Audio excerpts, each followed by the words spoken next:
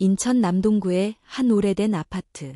창밖에는 겨울의 찬바람이 유리창을 두드리고 낡은 보일러는 일정하지 않은 온기를 뿜어내고 있었다. 그 속에서 박민준, 7살 된 소녀는 거실에 놓인 낡은 침대에 누워 있었다. 얼굴은 창백했고 입술은 마르게 갈라져 있었으며 숨소리는 얕고 불규칙했다. 정혜진은 아들의 이마에 손을 얹고 조심스럽게 체온을 느꼈다. 여전히 뜨거웠다. 그녀는 지난 사흘 동안 잠을 거의 자지 못했다. 해열제를 먹이고 찜질을 해도 열은 내릴 줄 몰랐다. 파란 멍은 이유 없이 몸 곳곳에 나타났고 그 멍은 점점 짙어졌다. 도욱 씨, 병원에 다시 가봐야 할 것 같아요. 박도욱은 배달 앱을 끄고 아내 쪽으로 돌아섰다. 피곤이 가득한 눈, 겨우 붙인 미소로 고개를 끄덕였다. 응, 이번엔 큰 병원으로 가자. 그렇게 민주는 인천의료원 응급실로 실려갔다. 대기실은 겨울철 독감 환자로 붐볐고 수속 절차는 길었다. 정혜진은 민준의 손을 꼭 쥔 채 입술을 깨물었다. 민준은 말을 하지 않았다. 그의 눈동자는 깊고 조용했고 오히려 어른스러워 보였다. 몇 시간 후 소아혈액종양과 전문의가 진료실로 들어왔다. 표정은 무거웠다. 박민준 군의 혈액 검사 결과가 나왔습니다. 급성 골수성 백혈병, ML입니다. 순간 시간이 멈춘 듯했다. 혈병이요? 네, 아주 빠르게 진행되는 유형입니다. 즉시 입원하여 항암 치료를 시작해야 합니다. 가능하면 조기 이식도 고려하셔야 하고요. 정혜진은 숨이 막히는 듯 가슴을 움켜쥐었다. 도욱은 멍한 눈으로 의사를 바라보다가 조용히 물었다. 비용은 얼마나 드나요? 건강보험이 적용되긴 하지만 고가의 약제와 장기 입원, 이식까지 고려하면 수천만 원 이상이 들 수도 있습니다. 두 사람은 말없이 고개를 끄덕였다. 입술이 파르르 떨렸다. 그날 밤 민주는 5층 병동에 입원했다. 병실의 하얀 벽과 차가운 바닥, 삐소리 나는 기계들 속에서 정혜진은 혼자 눈물을 흘렸다. 도욱은 병실 창문 옆에 선 채 한참을 하늘만 바라보았다. 민주는 그저 묵묵히 누워 있었다. 주사 바늘을 손등에 꽂은 채 커다란 눈으로 천장을 바라보며 조용히 말했다. 엄마, 병원 냄새 싫어. 조금만 참자. 민준아, 엄마가 꼭 지켜줄게. 그 말에는 자신감이 담겨 있지 않았다. 그녀는 안다. 지켜주고 싶어도 현실이 만만치 않다는 걸. 며칠 후 치료가 본격적으로 시작되었다. 항암제는 민준의 작은 몸에 큰 고통을 안겼다. 구토와 통증, 그리고 빠르게 빠지는 머리카락. 아들은 점점 말이 없어졌다. 친구들이 있는 유치원에 가고 싶다고 하던 소리도 멈췄다. 이제는 그저 엄마 손을 꼭 쥔 채 밤마다 중얼거릴 뿐이었다. 무지개 그리고 싶어. 그 말을 들은 정혜진은 화장실로 들어가 조용히 울었다. 돈은 이미 바닥났다. 예금은 물론 친정의 지원도 한계였다. 박도욱은 오토바이를 팔았고 남은 돈으로 입원비 일부를 냈다. 하지만 앞으로 몇 달 동안의 치료비를 감당하기엔 턱없이 부족했다. 밤마다 도욱은 새벽까지 배달을 뛰었다. 겨울바람을 맞으며 손가락이 얼어붙을 때까지 운전했다. 그런데도 다음 날 병원비 청구서를 받으면 손이 떨렸다. 그때 정혜진은 결심했다. 자존심이고 뭐고 더는 혼자서 감당할 수 없었다. SNS를 켜고 민준의 사진을 꺼냈다. 머리가 거의 다 빠지고 코에 산소줄을 끼운 모습. 하지만 눈은 여전히 반짝였다. 그녀는 글을 쓰기 시작했다. 여러분, 죄송합니다. 이런 글을 쓰게 될 줄은 몰랐습니다. 제 아들 민준이는 올해 7살입니다. 며칠 전 급성 백혈병 진단을 받았고 지금 병원에서 치료 중입니다. 저희 부부는 할 수 있는 모든 걸 했지만 이제는 한계에 다다랐습니다. 민준이를 살리기 위해 여러분의 도움이 절실합니다. 글을 올린 후 그녀는 핸드폰을 내려놓고 민준 옆에 누웠다. 온몸이 떨렸다. 그러나 그 글은 조용히, 그러나 강하게 퍼지기 시작했다. 몇 시간 후 그녀의 카카오톡에는 모르는 번호에서 쏟아지는 메시지가 왔다. 도와드리고 싶습니다. 진심으로 아이가 회복되길 바랍니다. 계좌번호 알려주세요. 그 순간 정혜진은 처음으로 희망이라는 단어를 입속에서 꺼내보았다. 그러나 그녀는 알지 못했다. 그날 밤 올린 그 글이 가족의 운명을 바꿀 뿐 아니라 온 나라의 신뢰를 흔드는 서사의 시작이 될 거라는 사실을, 그리고 아직 진짜 시련은 시작조차 하지 않았다는 것을. 박민준의 사연은 생각보다 빠르게 퍼져나갔다. 정혜진이 올린 SNS 글은 하룻밤 사이에 수천 번 공유되었고 다음날 아침엔 인천 지역 커뮤니티 카페의 메인 화면에 고정되었다. 익명의 누군가는 글을 번역해 영문 커뮤니티에 올렸고 또 다른 이는 영상으로 제작해 유튜브에 올렸다. 48시간이 지나자 포털 사이트 실시간 검색어에 박민준 백혈병이 올랐다. 댓글에는 걱정과 응원의 메시지가 넘쳐났고 여러 커뮤니티에서는 소중한 생명을 함께 살리자는 글들이 이어졌다. 하루 만에 후원금이 1천만 원을 넘었고 일주일이 지나기 전에는 1억 원이 돌파되었다. 기적처럼 보였다. 정혜진은 벅차오르는 감정에 눈물을 감추지 못했다. 낯선 사람들의 따뜻한 말, 뜻밖의 입금 알림, 편지와 꽃다발, 아이의 이름이 적힌 손편지까지. 그녀는 감사 인사를 하루에도 수십 번 반복했다. 정말 이 모든 게 민준이를 살릴 수 있다면 뭐든지 할 수 있어요. 방송국에서도 연락이 왔다. KBS의 휴먼 다큐멘터리 제작진이었다. 제작진은 촬영을 원했고 정혜진은 망설였지만 결국 승낙했다. 아이를 위한 일이니까. 그날 촬영팀은 병실에 들어와 조심스럽게 민준을 촬영했다. 아이는 피곤했지만 어색한 웃음을 지었다. 촬영이 끝나자 정혜진은 조용히 민준의 머리를 쓰다듬었다. 우리 민준이 진짜 스타 됐네. 민준은 미약하게 웃으며 말했다. 엄마, 나 다 나으면 연예인 될래. 며칠 뒤 방송이 전파를 탔다. 전국의 시청자들은 눈물 어린 사연에 감동했고 연예인들도 자신의 SNS에 영상을 공유했다. 한 K-팝 아이돌은 본인의 팬카페를 통해 민준을 위한 모금 활동을 제안했고 수백만 원이 하루 만에 모였다. 그들은 더 이상 인천의 한 가족이 아니었다. 이제 박민준은 국민의 아이였다. 정혜진은 감당할 수 없을 만큼의 감사 메시지와 입금 알림에 당황했지만 그것이 곧 희망의 증거라고 믿었다. 남편 박도욱도 처음엔 조심스러웠다.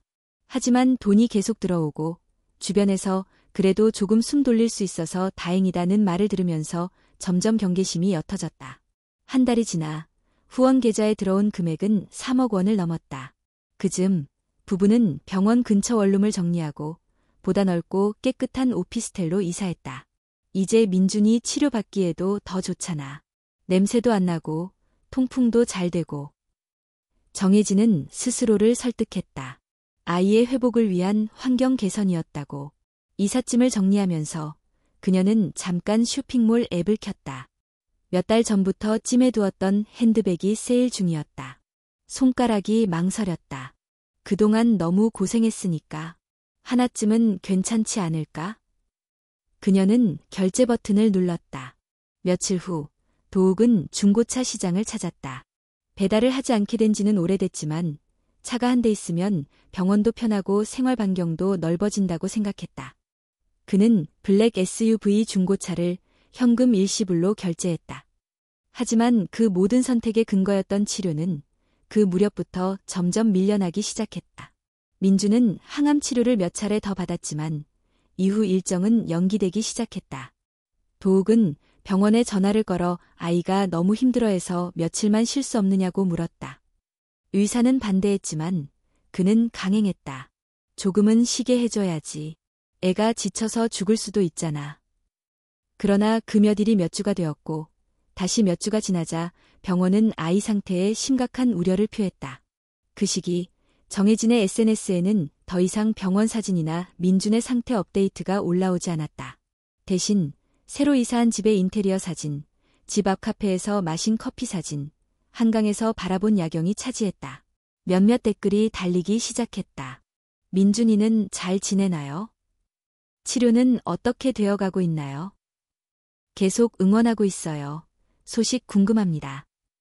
정혜진은 답변하지 않았다. 대신 댓글을 조용히 삭제했다. 그 무렵 이름조차 생소한 이가 그녀의 계정에 나타났다. 김수연.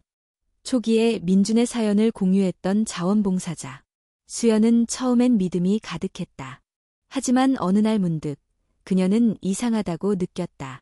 민준이 소식이 왜 이렇게 없지? 치료는 제대로 되고 있는 걸까? 그녀는 병원에 전화를 걸었다. 민준이 있는 병동의 간호사에게 조심스럽게 물었다. 혹시 박민준 군, 요즘도 입원 중인가요? 간호사는 잠시 침묵하더니 말했다. 최근엔 병원에 잘 안 나옵니다. 마지막 진료도 취소됐어요. 그 순간 수연은 머릿속에서 무언가 딱 하고 부서지는 소리를 들었다. 그녀는 컴퓨터를 켜고 후원 계좌 추적, 소비 패턴 분석, SNS 기록을 정리하기 시작했다. 한문서 파일의 제목은 이렇게 적혀 있었다. 민준 사건 조사, 1차 기록. 그리고 그녀는 알았다.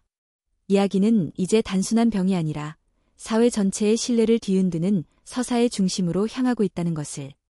김수연은 박민준 군의 사연을 처음 접했을 때 눈물을 흘렸던 기억이 뚜렷했다. 그녀도 유년 시절 긴 병원 생활을 견딘 경험이 있었고 그런 이유로 자원봉사 활동에 적극적이었다. 당시 그녀는 망설임 없이 해당 글을 공유했고 자신의 팔로워들에게 후원을 권유했다. 많은 이들이 그녀를 믿고 함께 동참했다. 하지만 시간이 지날수록 이상한 점이 눈에 들어오기 시작했다. 민준의 상태는 점점 불확실해졌고 정혜진의 온라인 활동은 미묘하게 변해 있었다. 처음에는 병실에서의 모습, 치료 상황, 회복을 향한 바람 등이 중심이었지만 이제는 카페 인증샷, 새로운 가전제품 사진, 명품 쇼핑 목록 등으로 채워지고 있었다. 수연은 자신의 SNS 메시지함을 다시 열어보았다. 그녀가 정혜진에게 보낸 메시지들, 답이 없는 것들이 수두룩했다. 민준이는 잘 지내고 있나요? 치료 일정 공유해 주실 수 있을까요? 필요한 물품 있으면 알려주세요. 그리고 그 뒤엔 침묵만이 있었다. 직접 확인이 필요하다고 느낀 수연은 인천의료원 소아혈액종양과 병동을 찾아갔다. 그녀는 병원 자원봉사자로 등록되어 있었기에 진입이 가능했고 한 간호사와 조심스럽게 대화를 나눴다. 박민준 군 가족과 연락이 되나요? 간호사는 한숨을 쉬며 말했다. 최근엔 연락도 잘 되지 않아요. 치료 스케줄도 자주 변경되고 마지막 항암 일정도 취소되었어요. 의사 선생님들도 걱정이 많으세요. 수연의 머릿속이 어지러웠다. 그날 밤 그녀는 본격적으로 자료를 정리했다. 후원 계좌의 입금 내역, 병원 치료 이력, 정혜진의 SNS 기록, 민준의 이름이 언급된 언론 보도들, 그리고 카페 및 블로그에 올라온 후기들까지 모두 캡처하고 문서화했다. 한 파일에는 정혜진이 올린 게시글과 그 아래 달린 댓글들이 정리되어 있었다. 놀랍게도 일부 댓글은 삭제되었고 민준의 치료 상황을 묻는 글은 비공개 처리되어 있었다. 이건 그냥 이상한 수준이 아니야.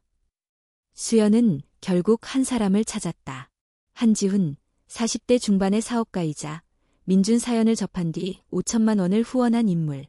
그는 수연과 마찬가지로 처음에는 마음에서 우러나온 순수한 동기로 도움을 보냈고 주변 지인들도 함께 참여하도록 독려했던 인물이었다. 지훈은 수연의 전화를 받고 잠시 침묵하다가 말했다. 나도 요즘 생각이 많았어요. 연락이 잘 안 되고 업데이트도 없고 느낌이 이상하더라고요. 그는 자신이 송금했던 계좌의 일부 내역을 확인해 보았고 눈에 띄는 소비 기록을 수연에게 공유했다. 명품 브랜드 매장, 고급 음식점, 온라인 쇼핑몰, 그리고 부동산 중개업소의 계좌 정보까지 있었다. 이건 후원금으로 쓰일 수 없는 곳들이잖아요. 수연은 떨리는 목소리로 말했다. 지훈은 고개를 끄덕였다. 정황상 확실해요. 의심을 넘어서 범죄에 가까워요. 그들은 곧장 전문 변호사를 통해 법적 절차에 대해 자문을 구했다. 민준 가족의 명의로 된 후원 계좌와 법적 책임, 그리고 사기죄 적용 가능성까지 모두 살펴보았다. 그리고 다음 단계로 지훈은 언론사에 연락을 취했다. 그는 자신이 후원자 중 한 명이며 현재 사기 의혹을 확인 중이라고 설명했고 그 증거 일부를 제공했다. 하루가 지나지 않아 첫 번째 보도가 조용히 온라인에 올라왔다. 박민준 후원금, 일부 부적절 사용 의혹. 후원자들 진실 밝혀야. 서울경제신문. 기사에는 수연과 지훈의 이름은 나오지 않았지만 내용은 충분히 충격적이었다. 정혜진 가족이 받은 수억 원 규모의 후원금 중 치료비로 쓰인 액수는 병원 측 자료에 따르면 매우 적었고 나머지 금액의 사용처는 밝혀지지 않았다는 내용이었다. 보도가 나간 직후 댓글창은 불붙었다. 진짜라면 너무 화가 난다. 내가 낸 돈이 저렇게 쓰였다면 사기 아닌가요? 아이를 앞세운 사기극이라면 법적 처벌 받아야 한다. 일부는 아직 믿지 못하겠다는 반응을 보였다. 정혜진 씨가 그런 분일 리 없어요. 처음부터 진심이었잖아요. 혹시 잘못된 정보 아닌가요? 하지만 다음 날 두 번째 보도가 나왔다. 이번에는 MBC였다. 후원금으로 외제차 구매 정황. 박민준 어머니 명품 쇼핑 목격담 나와. 영상 속에는 흐릿하지만 확인 가능한 도둑의 모습이 담긴 사진도 있었다. 차량 구매 영수증, 카드 사용 내역, 병원 치료 취소 내역까지 정리되어 있었다. 사람들은 더 이상 조용하지 않았다. 정혜진의 SNS는 순식간에 폭파되었고 댓글은 막혔다. 도둑의 연락처는 이미 중단되었고 병원에서는 기자들의 문의에 시달렸다. 그리고 수연은 그 모든 소용돌이의 가운데 서 있었다. 그녀는 깊은 숨을 내쉬고 마지막으로 하나의 폴더를 열었다. 거기엔 민준이 그린 무지개, 그림이 담긴 사진 한 장이 있었다. 칠해진 건 단 2가지 색, 파랑과 초록. 수연은 조용히 중얼거렸다. 민준이는 이걸 끝까지 그리고 싶었겠지. 하지만 이제 그 그림은 전혀 다른 의미를 갖게 되었다. 그것은 단지 병마를 이겨낸 아이의 소망이 아니라 온 국민이 마주해야 할 진실과 신뢰의 시험대가 된 것이었다. 보도가 이어지고 사람들의 의심이 확신으로 바뀌는 데는 오래 걸리지 않았다. 커뮤니티 게시판과 포털 실시간 검색어에는 하루에도 수십 건씩 관련 글이 쏟아졌고 유튜브에는 민준 사건에 대한 해설 영상, 루머 분석, 증언 영상까지 등장했다. 그리고 마침내 박민준 가족이 후원금의 일부를 개인적 용도로 사용했다는 사실이 언론을 통해 공식 확인되었다. 인천의료원 측은 언론 인터뷰에서 환자의 가족이 치료비 납부를 제대로 이행하지 않았으며 치료 일정 역시 자주 취소되었다고 밝혔다. 그 뉴스는 결정적인 도화선이었다. 여론은 완전히 돌아섰다. 정혜진과 박도욱의 SNS 계정은 폐쇄되었고 그들의 집 앞에는 취재진과 분노한 시민들이 몰려들었다. 어떤 이는 손팻말을 들고 있었다. 아이를 팔아 거짓말한 부모를 처벌하라. 사기죄 엄벌, 아이의 생명을 장난감으로 본 대가를 치러야 한다. 그 와중에 민주는 병원에 다시 입원하게 되었다. 그러나 상황은 심각했다. 면역력이 바닥까지 떨어진 상태에서 폐렴이 겹쳤고 고열과 호흡 곤란이 이어졌다. 소아과 중환자실의 의사 정승호 교수는 고개를 저으며 말했다. 너무 늦었습니다. 항암제를 제때 투여받지 못한 것이 결정적이었습니다. 정혜진은 민준의 곁에 붙어 있었지만 예전처럼 병실에서 사진을 찍거나 글을 올리지 않았다. 그녀는 더 이상 세상을 향해 설명할 수 없었다. 어떤 말도, 어떤 해명도 사람들의 분노를 가라앉히지 못할 것이 분명했다. 민준은 말이 줄었고 눈빛은 어딘가 멀리 있는 듯했다. 엄마. 응, 민준아. 무지개. 다 못 그렸어. 정혜진은 입을 열 수 없었다. 대답 대신 민준의 손을 꼭 쥐었다. 그날 밤 김수연은 병원을 찾았다. 이번엔 자원봉사자가 아니라 한 명의 인간으로서 한 아이의 마지막을 지켜보고자 하는 마음으로였다. 그녀는 병실 안에 조용히 들어섰다. 민준은 산소 마스크를 낀 채 누워 있었고 창백한 얼굴로 그녀를 바라보았다. 작지만 미소가 남아 있었다. 수연 이모 왔어? 응, 민준아. 무지개 그리는 도화지 가져왔어. 민준은 힘겹게 고개를 끄덕였다. 그녀는 침대 옆에 앉아 도화지를 꺼냈다. 아이는 손을 들어 올리려 했지만 팔에 힘이 들어가지 않았다.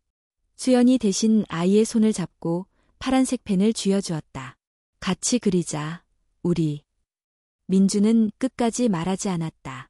눈을 감았고 얕은 숨을 내쉬며 잠들었다. 그로부터 이틀 뒤 새벽 3시 42분. 민주는 짧고 조용한 숨을 마지막으로 내쉬고 세상을 떠났다. 의료진은 조용히 눈을 감겨주었고 간호사는 눈물을 삼키며 정혜진에게 말했다. 고생 많으셨습니다. 아이는 많이 행복해했을 거예요. 정혜진은 울지 않았다. 다만 오래도록 민준의 이마에 손을 올려두고 움직이지 않았다. 민준의 사망 소식이 전해진 것은 그날 아침이었다. 언론은 신속하게 보도했다. 박민준 군 사망. 후원금 사기 논란 속 끝내 세상 떠나. 한 커뮤니티의 상단에는 누군가 올린 추모글이 고정되었다. 그 아이는 죄가 없었습니다. 우리는 그 아이의 죽음에 책임이 있습니다. 그러나 댓글에는 여전히 차가운 말들이 섞여 있었다. 부모 때문에 아이가 죽은 거다. 진짜 도와야 할 아이들이 이제 다 외면받을 거다. 정혜진은 인간이 아니다. 그날 오후 서울중앙지검에서 박도욱과 정혜진에게 정식 소환 조사를 요청했다.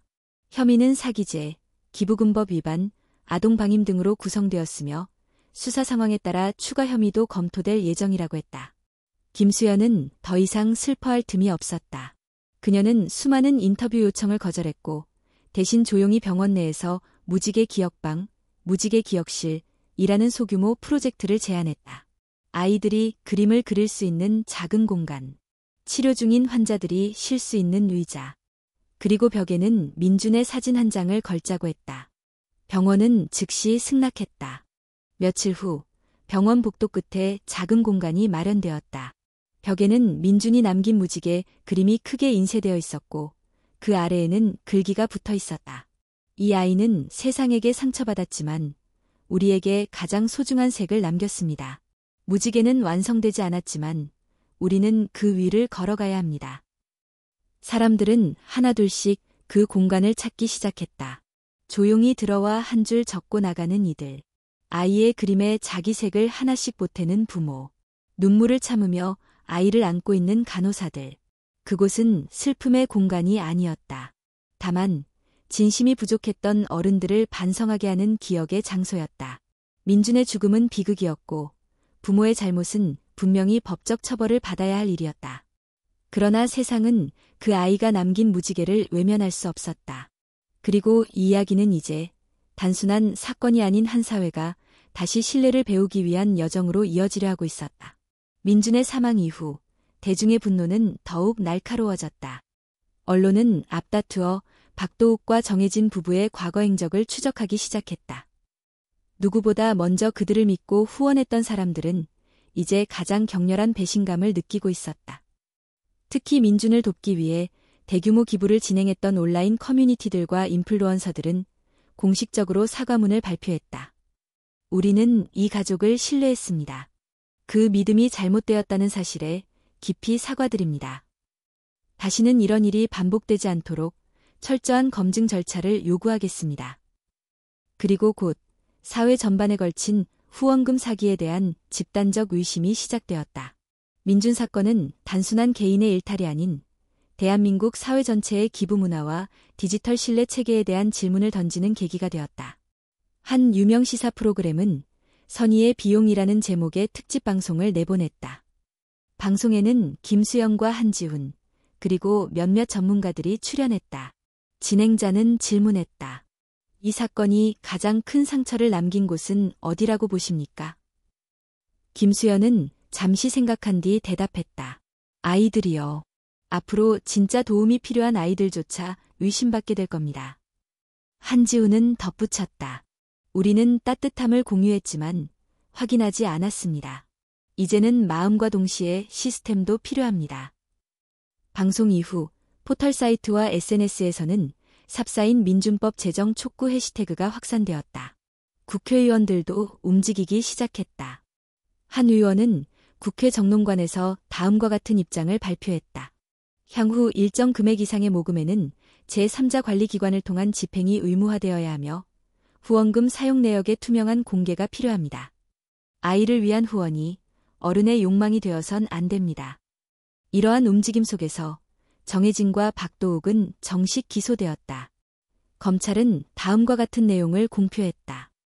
기부금 사기 및 횡령 혐의, 기부금법 및 아동복지법 위반, 후원금 3억 6천만 원 중 실제 치료비 사용은 3천만 원 미만, 나머지 금액은 부동산 계약금, 고급 차량 구매, 생활비 명목의 사적 지출. 피해자들은 집단 소송을 준비했다. 일부는 돈보다도 사과와 설명을 원했고, 일부는 후원금을 돌려받기 위해 법적 대응을 불사하겠다고 선언했다.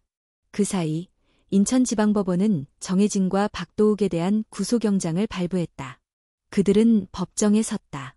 카메라 앞에서 많은 사람들이 지켜보는 가운데 검찰 측은 피고인들이 처음부터 후원금의 사용 계획을 구체적으로 세워놓고 치료가 아닌 생활 안정을 목적으로 후원을 유도했다고 주장했다. 이에 대해 정혜진은 눈물을 보이며 말했다. 처음엔 아이를 살리고 싶었어요. 정말 그랬어요. 그런데 돈이 들어오고 너무 많은 주목을 받다 보니 무너졌습니다. 박도욱은 별다른 변명을 하지 않았다. 고개를 숙인 채 한마디만 남겼다. 제가 죄인입니다. 하지만 사람들의 시선은 그 눈물에도 고백에도 흔들리지 않았다.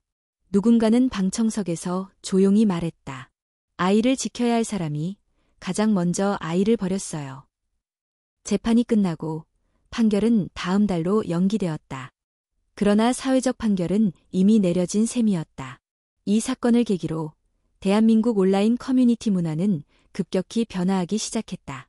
이전까지는 슬픈 사연에 공유와 좋아요가 기본 반응이었다면 이제는 의심과 사실 확인 요청이 먼저였다. 심지어 일부 네티즌들은 개인 후원 사연을 모조리 사기 의심으로 분류해 검증하는 집단까지 만들었다. 이 과정에서 실제로 도움이 절실했던 가족들이 상처를 입었다. 서울의 한 희귀병 환아 부모는 후원글을 올린 지 3일 만에 이것도 민준 사건이냐는 비난과 함께 계좌해지를 해야 했다. 전주에서 소아암을 앓는 아이의 가족은 지역 커뮤니티에 도움 요청 글을 올렸지만 요즘은 다 못 믿는다며 후원자 한 명도 모이지 못했다. 그때마다 김수연은 가슴이 찢어졌다. 민준의 얼굴이 떠올랐고 그가 했던 말이 맴돌았다. 무지개. 다 못 그렸어. 무지개는 이제 다시 그릴 수 없지만 그 아래에서 비를 맞는 아이들이 여전히 있었다. 그래서 수연은 결심했다. 무지개 기억실을 전국 병원으로 확산시키는 캠페인을 시작했다. 그녀는 말했다. 이제 더는 감정만으로 움직이지 않겠습니다. 그러나 감정을 부정하지도 않겠습니다. 신뢰는 감시와 책임 위에 다시 세워야 합니다. 그 말은 곧 전국으로 퍼졌다. 며칠 뒤 국회는 정식으로 온라인 기부 투명성 강화법, 민준법 발의를 예고했다. 여론은 그것을 지지했고 언론은 한 아이의 죽음이 바꾼 대한민국의 모습을 조명하기 시작했다. 이제 사람들은 묻기 시작했다. 그 사건 이후 우리는 얼마나 나아졌는가? 무지개를 다 그리기 위해 우리는 어떤 책임을 지고 있는가? 그리고 그 질문은 누군가의 마음속에서 조용히 대답을 기다리고 있었다. 재판이 끝나고 한 달 뒤 인천지방법원은 정혜진에게 징역 5년, 박도욱에게 징역 6년을 선고했다. 법정은 조용했다. 그 누구도 탄성을 내지 않았고 방청석의 사람들은 무표정하게 고개를 끄덕였다. 이미 감정은 다 타버린 뒤였고 남은 건 차가운 판단뿐이었다. 판사는 판결문에서 이렇게 말했다. 피고인들은 전 국민의 선의를 악용하였습니다. 아이의 생명을 앞세운 감성 호소로 수억 원의 기부금을 모은 뒤 그 자금을 사적으로 유용하였습니다. 이로 인해 사회 전체의 신뢰는 무너졌고 앞으로 정말 도움이 필요한 이들이 외면받는 결과를 낳았습니다. 그날 오후 주요 뉴스 프로그램에서는 박민준 사건 최종 판결이 헤드라인을 장식했다.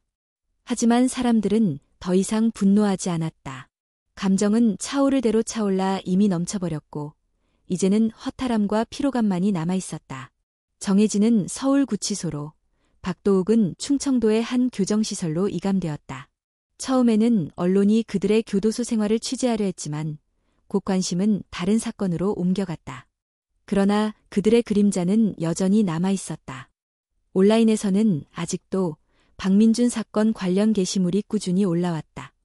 후원 사기를 방지하기 위한 커뮤니티 가이드라인이 생겼고 각종 포털 사이트에서는 후원 게시판을 잠정 폐쇄했다. 이런 변화 속에서 김수연은 조용히 활동을 이어갔다. 그녀는 병원 내 무지개 기억실을 운영하면서 전국 병원과 연계한 투명한 기부 플랫폼을 만들기 위해 NGO들과 협업을 시작했다.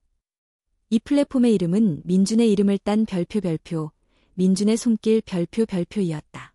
후원자가 기부한 금액은 직접 아이의 병원비로 연결되고 플랫폼을 통해 사용 내역이 실시간으로 공개되는 구조였다. 또한 모든 후원은 의료진 또는 병원 사회복지사의 인증을 거쳐야만 게시가 가능했다. 첫 달에만 1200명의 후원자가 참여했고 10명의 환아가 실제 지원을 받았다. 한 어머니는 이렇게 말했다. 솔직히 말하면 후원이란 걸 다시 믿을 수 있을까 했어요. 그런데 민준의 손길 덕분에 아직은 세상이 따뜻하다는 걸 알게 되었어요. 그러나 김수연은 그 말에 웃지 않았다. 오히려 조용히 고개를 숙이고 말했다. 민준이가 살아있었다면 이런 플랫폼은 필요 없었겠죠. 한편 정혜진은 구치소 내에서 교화 프로그램에 참여하고 있었다. 그녀는 초기에는 식사도 거부하고 다른 수감자와 말도 하지 않았지만 시간이 지나면서 점차 안정을 찾아갔다. 매주 수요일 교도소 심리치료사가 주관하는 회복적 글쓰기 수업에 참여하면서 그녀는 처음으로 자기 감정을 글로 풀어내기 시작했다. 한 노트에는 이렇게 적혀 있었다. 나는 민준이의 죽음을 지켜봤다. 그리고 아직도 매일 그 아이의 마지막 눈빛이 꿈에 나타난다. 그 눈빛은 왜라고 묻고 있었다. 나는 아무 대답도 하지 못했다. 이 글은 교정기관 내부 교육 자료로 사용되기 시작했다. 누군가는 그녀를 가엾다고 말했지만 더 많은 이들은 너무 늦은 깨달음이라며 외면했다. 정혜진은 편지를 쓰기 시작했다. 수신인은 대부분 보내지 않았지만 그중 몇 통은 실제로 발송되었다. 김수연에게도 한 통이 도착했다. 봉투에는 수신자 주소와 이름만 적혀 있었고 그 안에는 삐뚤빼뚤한 글씨로 된 짧은 편지가 들어있었다. 수연 씨에게 당신이 없었다면 민준의 마지막이 그렇게 조용하지는 않았을 겁니다. 나는 나 자신을 용서할 수 없지만 당신에게는 고맙다고 말하고 싶었습니다. 언젠가 누군가가 무지개를 다시 그릴 수 있도록 해주세요. 정혜진. 김수연은 편지를 2번 읽고 조용히 접었다. 그리고 그 편지를 민준이 그렸던 그림 아래에 조용히 붙여놓았다. 봄이 다가오고 있었다. 병원 정문에는 어느새 벚꽃이 피기 시작했고 무지개 기억실의 창가에도 따사로운 햇살이 들어왔다. 그날 한 소녀가 무지개 그림을 완성했다. 초록, 파랑, 주황, 빨강. 각 색이 선명하게 연결된 그림이었다. 소녀는 그림을 창가에 올려두며 말했다. 이건 민준이 오빠 거야. 간호사는 눈시울을 붉히며 고개를 끄덕였다. 세상은 여전히 완벽하지 않았다. 의심은 남아있었고 또다시 누군가는 거짓을 말할지도 모른다. 그러나 분명한 건 있었다. 한 아이의 죽음이 수많은 사람에게 질문을 남겼고 그 질문은 누군가의 책임이 되어 세상을 조금씩 바꾸기 시작했다는 것. 그리고 이제 다시 한번 사람들이 누군가의 손을 잡을 수 있도록 만드는 건 다름 아닌 기억이었다. 박민준의 이름은 더 이상 헤드라인에 등장하지 않았다. 하지만 그의 존재는 여전히 조용히 살아있었다. 무지개 기억실의 벽에는 매달 새로운 아이들의 그림이 걸렸고 민준의 사진은 그 한가운데에서 환히 웃고 있었다. 김수연은 매주 금요일마다 병원을 방문했다. 특별한 일이 있어서가 아니라 그저 그곳에 있어야 할 것 같았기 때문이었다. 그녀는 가끔 벽에 걸린 아이들의 그림을 정리했고 때로는 보호자들과 짧은 이야기를 나눴다. 그리고 아무 말 없이 민준의 사진을 한참 바라보다가 조용히 병원을 나섰다. 그날도 마찬가지였다. 그녀는 병원을 나서려다 복도 끝 의자에 앉아있는 한 남성을 발견했다. 깔끔한 정장 차림에 얼굴엔 수심이 가득했다. 그 옆에는 병원 가운을 입은 어린 여자아이가 작게 몸을 웅크리고 있었다. 김수연은 조심스럽게 다가가 말을 걸었다. 안녕하세요. 보호자분이세요? 남성은 놀란 듯 고개를 들었고 그녀의 얼굴을 살피다가 조심스럽게 대답했다. 네. 딸아이가 급성 백혈병 진단을 받았습니다. 어제 입원했어요. 수연은 조용히 고개를 끄덕였다. 혹시 무지개 기억실 들어보셨어요? 남성은 생소한 듯 고개를 저었다. 치료받는 아이들을 위한 작은 쉼터예요. 가끔 그 공간에서 마음이 조금 가벼워지기도 하더라고요. 그녀는 아이의 이름을 물었고 남성은 떨리는 목소리로 대답했다. 수아예요. 6살입니다. 수연은 잠시 망설이다가 가방에서 작은 스티커북을 꺼내 아이에게 건넸다. 수아는 말없이 받아들고 천천히 펼쳤다. 그리고 작게 웃었다. 그 웃음을 보며 수연은 생각했다. 민준이도 처음 병원에 왔을 때 저렇게 웃었지. 그녀는 다음 날 무지개 기억실에 새로운 작은 책장을 설치했다. 아이들이 좋아하는 동화책, 색칠북, 그리고 스티커가 담긴 상자. 그 위에는 손글씨로 이렇게 적혀 있었다. 작은 기적은 아주 조용한 곳에서 시작됩니다. 며칠 뒤 병원에서는 기억실 설립 1주년을 맞이해 작은 기념 행사를 열었다. 특별한 연설도 화려한 장식도 없었다.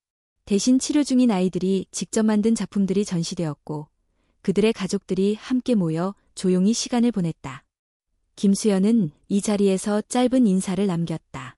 1년 전 우리는 아이 하나를 잃었습니다.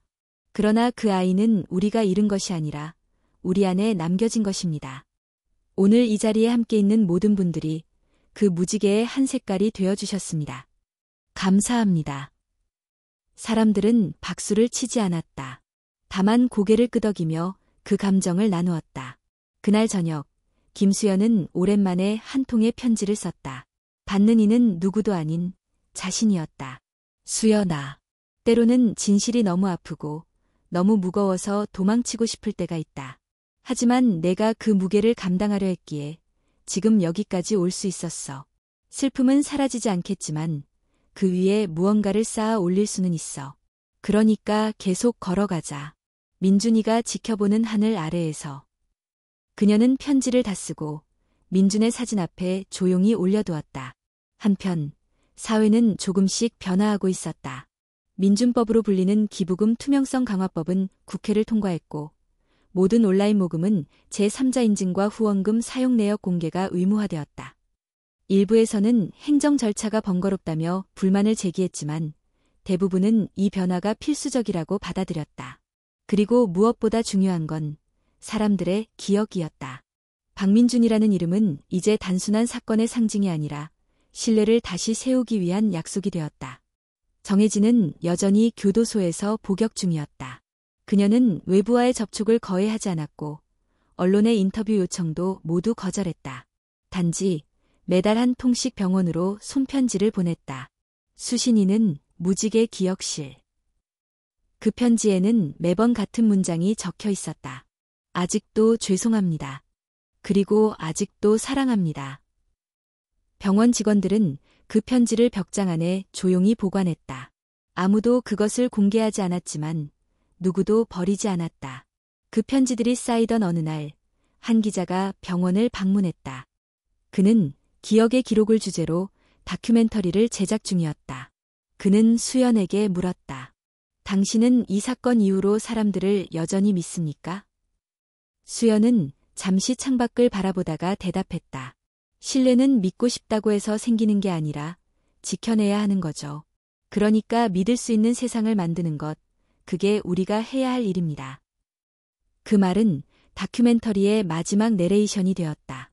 그 다큐가 방영된 날 밤, 수많은 사람들이 무지개 기억실에 후원 의사를 밝혔다. 어떤 이들은 자신도 소아암을 앓았던 아이라고 말했고, 어떤 이는 민준이처럼 자식을 잃은 부모였다. 그리고 그날, 수연은 민준의 사진 아래에 또 하나의 그림을 붙였다. 그것은 수아가 그린 무지개였다. 이번엔 7가지 색이 모두 칠해져 있었다. 그림 아래에는 수아의 서툰 글씨가 적혀 있었다. 민준 오빠, 이젠 제가 다 칠했어요. 무지개 기억실에는 매일 아침 새로운 아이들의 발소리가 들렸다. 병실에서 지친 몸을 이끌고 온 아이들, 보호자의 손을 꼭 잡은 채 조용히 앉아있는 아이들, 그리고 조용한 창가에 앉아 말없이 그림을 그리는 아이들. 김수연은 더 이상 이름을 묻지 않았다. 아이들이 자신의 이름을 먼저 말할 때까지 기다렸고 말하지 않으면 그저 곁에 앉아 함께 조용히 색연필을 쥐었다. 그녀는 이제 설명하지 않는 사람이 되었다. 대신 그녀는 들어주는 사람이었고 아이들이 색으로 마음을 풀 수 있도록 도와주는 사람이었다. 그날도 수연은 창가에서 그림을 그리고 있는 소녀의 옆에 앉았다. 그 아이는 노란색 크레용으로 해를 그리고 있었고 그 옆에 작은 구름과 비를 조심스럽게 그려넣고 있었다. 이건 뭐야? 수연이 조심스레 물었다. 소녀는 잠시 망설이다가 대답했다. 비가 와야 무지개가 나오니까요. 수연은 그 말을 듣고 한동안 아무 말도 하지 못했다. 아이는 다시 그림을 그리기 시작했고 수연은 조용히 그 옆에서 함께 색을 골라주었다. 같은 시간 병원 사회복지팀에는 한 통의 연락이 도착했다. 한 기업이 무지개 기억실의 전국 확대를 지원하고 싶다고 밝혀온 것이었다. 그 기업은 과거 민준 사건 이후 기부를 중단했던 곳이었지만 다시 사회적 신뢰를 회복하고 싶다는 의지를 표현했다. 병원 측은 곧바로 수연에게 소식을 전했다. 김 선생님, 드디어 전국 확대가 가능해졌어요. 서울, 부산, 대전, 광주, 전국의 주요 병원에 무지개 기억실을 만들 수 있습니다. 수연은 말없이 고개를 끄덕였다. 눈물이 날 것 같았지만 참았다. 며칠 후 서울의 한 대형 병원에서 제2 무지개 기억실 개관식이 열렸다. 특별한 행사는 없었지만 아이들과 부모들이 직접 꾸민 사진벽, 작은 기부자의 이름이 적힌 나무 패널, 그리고 민준의 그림 복제본이 한쪽 벽을 장식하고 있었다. 김수연은 그날 기자의 요청으로 짧은 인터뷰를 했다. 기자는 물었다. 이 기억실은 누구를 위한 공간입니까? 수연은 천천히 대답했다. 사라져가는 목소리를 위한 공간이에요. 아무도 듣지 못하는 울음을, 아무도 보지 않는 웃음을 기억하는 공간이죠. 인터뷰는 큰 반향을 일으켰다. 누리꾼들은 진짜 기부가 무엇인지 알게 되었다. 이제는 마음을 내기 전에 시스템을 보겠다. 무지개 기억실이 전국으로 퍼졌으면 좋겠다는 글을 남겼다. 하지만 여전히 사회는 완벽하지 않았다. 여전히 의심은 있었고 여전히 후원을 가장한 거짓도 존재했다. 그럼에도 불구하고 기억은 사라지지 않았다. 기억은 사람들의 마음을 움직였고 조심스럽게 새로운 신뢰를 쌓아가기 시작했다. 어느 날 수연은 익명의 기부자로부터 편지를 받았다. 그 글은 고운 펜글씨로 쓰여 있었고 문장 하나하나가 조심스러웠다. 김수연 님께. 저는 한때 민준군의 부모 중 한 사람이었습니다. 제 이름은 밝히지 않겠습니다. 지금은 죗값을 치르는 중이고 앞으로도 그럴 것입니다. 그러나 매일 밤 민준이의 꿈을 꿉니다. 그 아이는 항상 같은 말을 합니다. 엄마, 나 다 용서했어. 이제 다른 아이들 도와줘. 그 말이 진짜인지 내 양심이 만든 위로인지 모르겠습니다. 하지만 당신이 만든 이 공간을 보며 민준이가 그 속에 살아있다는 걸 느낍니다. 정말 진심으로 감사드립니다. 어쩌면 민준이도 지금쯤 무지개 끝 어딘가에서 웃고 있지 않을까요? 수연은 편지를 가만히 접었다. 그 어떤 반응도 하지 않았다. 하지만 그날 그녀는 민준의 사진 아래에 조그만 카드를 붙였다. 용서란 잘못을 없애는 게 아니라 그 잘못 위에 새로운 시작을 올리는 것. 며칠 후 그녀는 교도소에서 진행되는 회복적정의 포럼에 초청되었다. 그곳에서는 피해자와 가해자가 서로의 이야기를 듣고 공동체의 상처를 회복하기 위한 대화를 나누는 자리가 마련되어 있었다.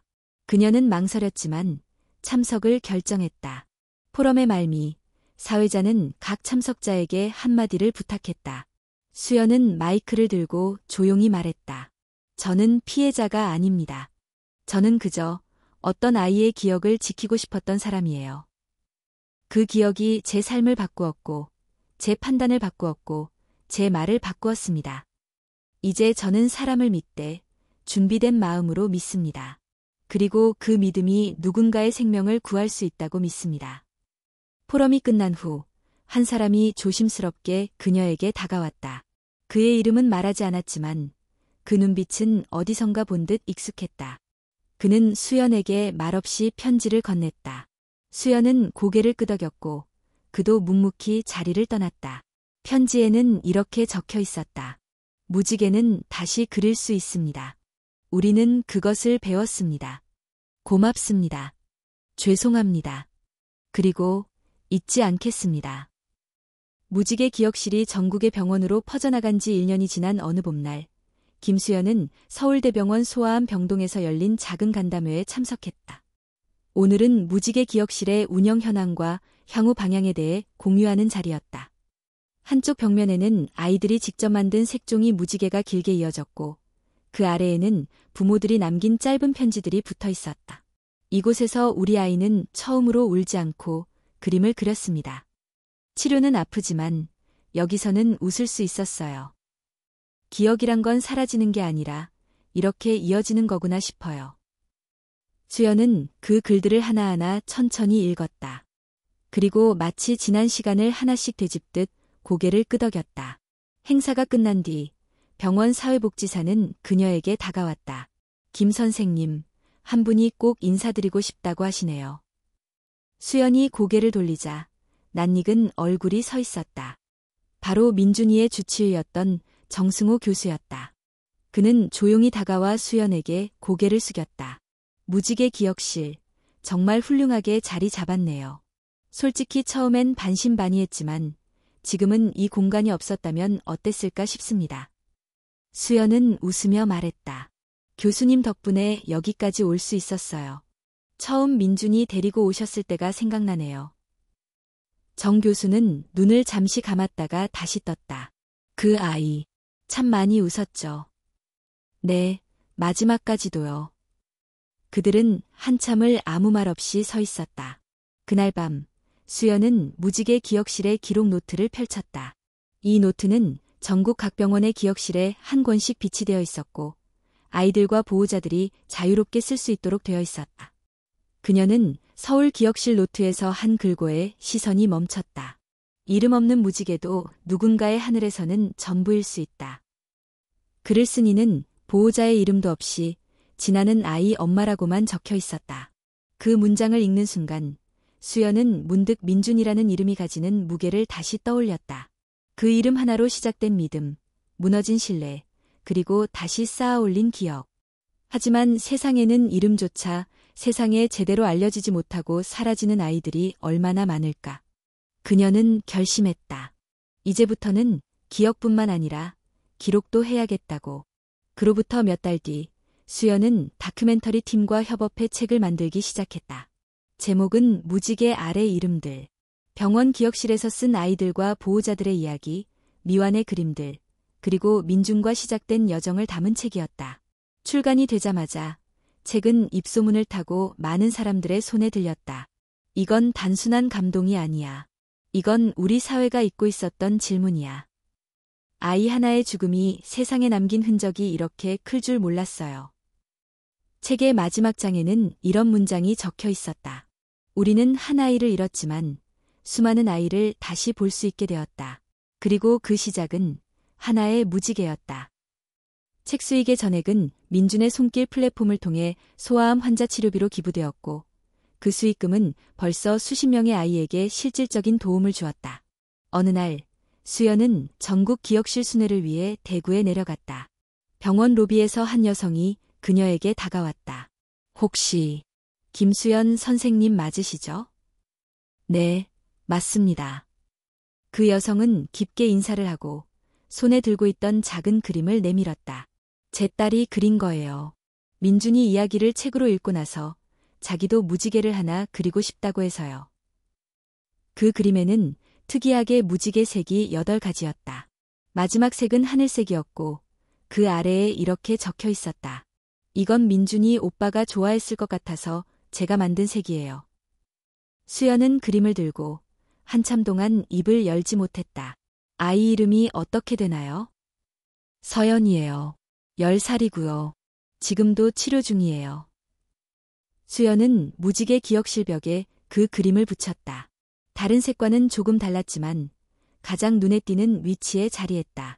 그날 밤 수연은 민준의 무덤을 찾았다. 무연고 묘역 한편에 조용히 자리한 비석. 아직도 많은 이들은 몰랐지만 그녀는 자주 그곳을 찾았다. 그녀는 손에 든 그림을 꺼내 묘 앞에 놓고 말했다. 민준아, 너의 무지개는 누군가에게 색이 되었어. 그리고 그 색은 사라지지 않을 거야. 하늘은 맑았고 구름 사이로 작은 빛이 내려오고 있었다. 그 빛 속에서 수연은 민준의 목소리를 다시 들은 듯했다. 엄마, 나 다 용서했어. 지금은 행복해. 그 순간 그녀는 눈을 감고 조용히 고개를 끄덕였다. 가을이 깊어가던 어느 날 인천의료원 소아병동에는 특별한 소식이 전해졌다. 병원에 새로 설립된 무지개 기억실이 국내 최초로 보건복지부로부터 사회적 기억 공간으로 공식 인증을 받게 된 것이다. 이로써 무지개 기억실은 단순한 치료보조 공간을 넘어 국가가 보호해야 할 아동 환자의 심리적 사회적 회복을 위한 공공 모델로 자리매김하게 되었다. 그날 병원에서는 조용한 기념식이 열렸다. 초청장은 최소한으로 발송되었고 행사에는 병원 직원들과 몇몇 부모 그리고 아이들만이 참석했다. 김수연 역시 그 자리에 있었다. 행사장의 한편에는 처음 무지개 기억실이 생겼던 날 찍힌 사진이 전시되어 있었다. 그 사진 속에는 작고 가느다란 손으로 반쯤만 칠해진 무지개 그림이 보였다. 그림 위에는 작게 쓰인 글씨. 아직 다 못 칠했어요. 근데 계속 그리고 싶어요. 그 문장을 본 수연은 한참을 움직이지 못했다. 그것은 민준이 마지막으로 남긴 말과 닮아 있었다. 기념식이 끝난 후 병원장과 보건복지부 관계자는 김수연에게 공식 감사패를 전달했다. 김 선생님의 활동은 단지 한 아이의 이야기를 지키는 것을 넘어 이 사회 전체가 기억의 의미를 되새기게 했습니다. 앞으로도 많은 아이들에게 빛이 되어주시길 바랍니다. 수연은 감사패를 받아들고 짧게 말했다. 이건 제 것이 아닙니다. 민준이와 그 아이들을 기억하는 모든 분들의 것입니다. 그녀의 말에 많은 이들이 조용히 고개를 끄덕였다. 며칠 뒤 민준의 손길 플랫폼에서는 의미 있는 숫자가 기록되었다. 누적 후원 아동수 500명. 단 한 명의 아이로 시작된 기억이 500명의 생명을 비추는 빛이 된 것이다. 김수연은 조용히 한숨을 내쉬며 화면을 바라보았다. 아직도 많은 아이들이 기다리고 있었고 아직도 많은 보호자들이 도움을 청하지 못하고 있었다. 그러던 중 플랫폼에 새로운 사연 하나가 등록되었다. 수연은 항상처럼 신원 검토부터 시작했다. 하지만 이번 사연을 읽으며 그녀는 손끝이 멈추는 걸 느꼈다. 아이의 이름은 박은별, 나이 8살. 백혈병 진단을 받은 지 한 달이 되었고 치료를 시작했으나 재정적 한계로 위기에 처해 있다는 내용이었다. 박이라는 성이 눈에 띄어서가 아니었다. 사연의 글쓴이가 누구인지를 보았을 때 그녀는 숨을 멈췄다. 수연은 믿기 어려웠다. 민준의 아버지, 죄를 짓고 복역 중이던 그가 직접 딸을 위한 사연을 쓴 것이다. 아니, 더 정확히 말하면 다시 시작하려는 노력을 한 것이었다. 그는 글 말미에 이렇게 적고 있었다. 저는 누군가에게 신뢰를 받을 자격이 없습니다. 하지만 제 딸은 그 무엇도 잘못하지 않았습니다. 그녀에게는 기회가 필요합니다. 그리고 저는 이 사연을 민준이에게 보내는 마지막 사제로 남기고 싶습니다. 수연은 한동안 아무 행동도 하지 못했다. 그리고 다음 날 플랫폼 검토 회의에서 이 사연이 공식 안건으로 상정되었을 때 수연은 조용히 손을 들었다. 저는 이 사연을 승인하겠습니다. 다른 이들이 놀라움을 감추지 못했지만 수연은 담담히 설명했다. 우리는 죄를 용서하는 것이 아니라 아이를 구하는 것입니다. 그 말은 회의록에 그대로 기록되었고 박은별 양의 후원은 공식 시작되었다. 놀랍게도 단 하루 만에 1천만 원이 넘는 후원금이 모였다. 후원자 대부분은 실명을 밝히지 않았지만 댓글은 명확했다. 아이는 죄가 없습니다. 민준이의 이름으로 한 생명을 다시 지켜주세요. 다시 한번 믿겠습니다. 이번엔 아이만을 위해. 그리고 정확히 7일 뒤 김수연은 박은별 양과 직접 만났다. 병실은 작고 소박했지만 창가에는 무지개 기억실에서 보내준 크레용 세트와 색칠북이 놓여 있었다. 안녕하세요. 저는 김수연이에요. 은별은 수줍게 웃으며 인사했다. 저 알아요. 무지개 만든 분이죠? 수연은 그 말에 눈시울이 붉어졌다. 무지개는 내가 만든 게 아니라 너 같은 아이들이 완성하는 거야. 그녀는 은별에게 작은 그림을 건넸다. 민준이 처음 그렸던 반쪽짜리 무지개를 복사한 것이었다. 아이는 고개를 갸웃하며 물었다. 이건 왜 다 안 칠했어요? 그건 민준이라는 오빠가 그리다 멈춘 그림이야. 내가 그 이어서 칠해줄래? 은별은 고개를 끄덕이며 색연필을 들었다. 그리고 조심스럽게 빈 공간을 하나하나 채워나가기 시작했다. 그 순간 수연은 깨달았다. 이야기는 끝난 것이 아니라 이어지고 있었다. 비록 어떤 기억은 아픔으로 시작되었지만 그 기억 위에 또 다른 아이의 색이 얹히고 또 다른 생명이 살아나고 있었다. 그녀는 창밖을 바라보았다. 하늘은 흐렸지만 그 어딘가엔 분명 무지개가 떠오르고 있으리라 믿었다. 민준이, 우리는 지금도 너의 무지개 위를 걷고 있어.